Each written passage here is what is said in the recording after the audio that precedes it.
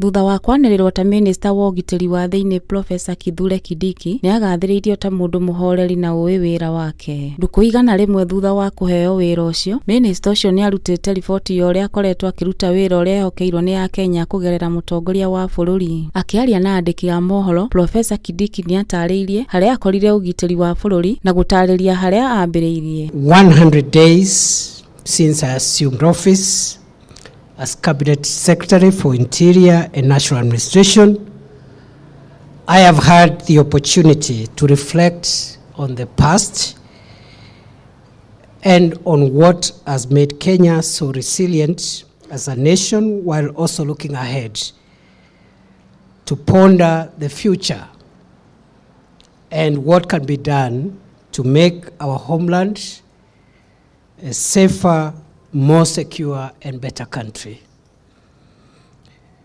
In my reflections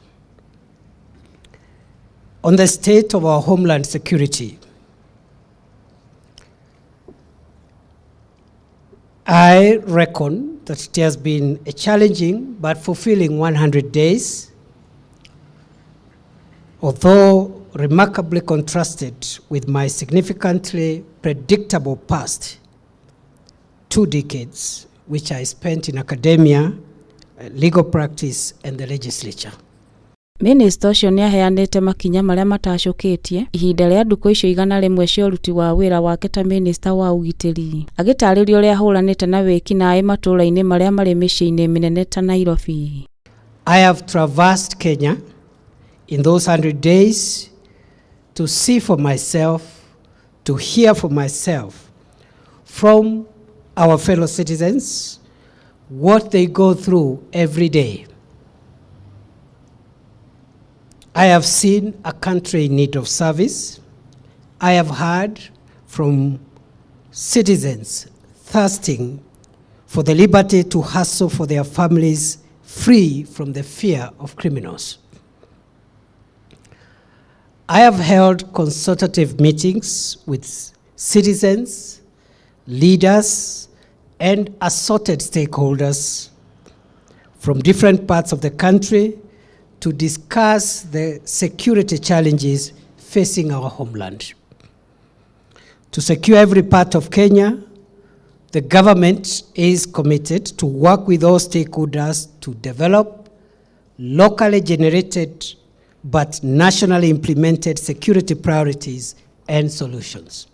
Ũhoro-inĩ wa mbara na itoi cia ũici wa mahiũ, Professor Kindiki augĩte mbara ĩyo ndĩgũthiraga yatĩra, akiuga no mũhaka itoi icio ihuke kaimana. Nĩ atarĩirie mĩbango ya thirikari gũtigĩrĩra atĩ mũtugo wa ũici wa mahiũ ndũkanecokera rĩngĩ bũrũri-inĩ wa Kenya. In the past 3 months, 60% of all livestock stolen across the 10 most affected counties, namely West Pokot, Laikipia, Meru, Turkana, Garissa, Samburu, Marsabit, Kithure, Elgeyo Marakwet, and Tana River have been recovered. The only challenge is that they have been recovered in bits and pieces, because what these criminal gangs do is immediately they strike and steal the livestock. They divide it into small numbers and disappear in different directions. And that is why it is seldom that our security forces will be able to recover the stolen herd all at once. But I am glad to report that unlike in the past when recovery of stolen animals was minimal, we have been able to recover in bits and pieces approximately 60% of the stolen animals from the 10 most affected counties. And our security agencies are tracing the missing 40% of stolen livestock, even as we continue to monitor the meat supply chain across urban areas in the country to disrupt the existing criminal food chain.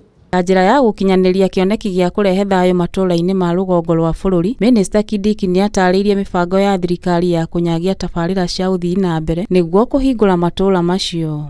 To eradicate this primitive and barbaric crime must remain consistent and focused and resolute. I take cue from President William Ruto that his administration will eradicate banditry and livestock rustling as a matter of course. And once more, I plead for the patience, patriotism, and the solidarity of the Kenyan people and all stakeholders as we wage a very consistent battle against bandits. And we want to make banditry and rustling part of our Kenyan history. And we want our children in the future to be reading how it was in the past. The obstacle. Yes.